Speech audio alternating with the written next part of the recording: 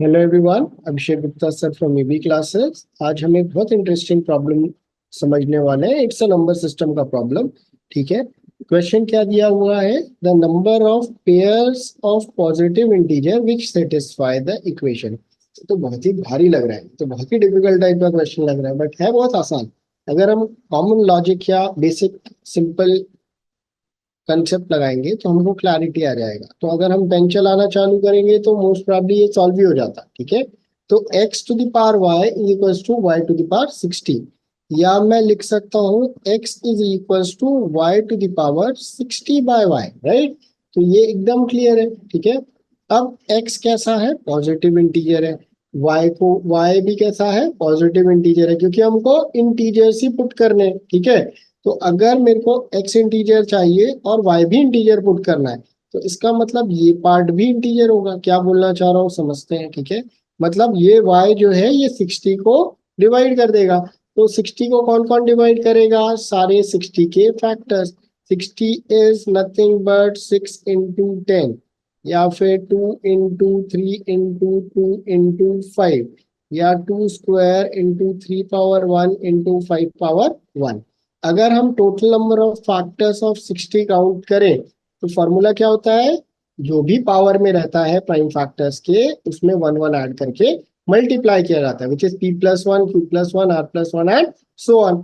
तो यहाँ पे 2 है, तो 2 प्लस वन कितना हो गया बच्चों? 3।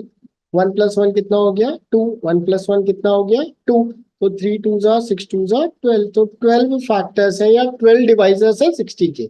क्या क्या होंगे? 1 होगा, 2 होगा, 3 होगा, 4 होगा, 5 होगा, 6 होगा, 7 नहीं होगा, 8 नहीं, 9 नहीं, 10 आएगा, 12 आएगा, 15 आएगा, 20 आएगा, 30 आएगा और 60 आएगा। काउंट करते हैं कितने हो गए ये?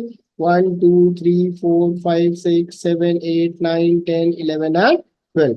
यही 12 हमने फॉर्मूले से निकाल लिया। राइट। तो इसका मतलब इन 12 में से कोई एक वैल्यू हो सकती है हमारी, इन 12 में से ही वैल्यूज हो सकती है हमारे y की।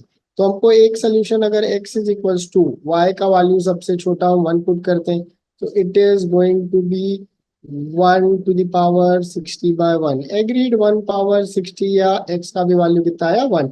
दोनों इंटीजर आ गए।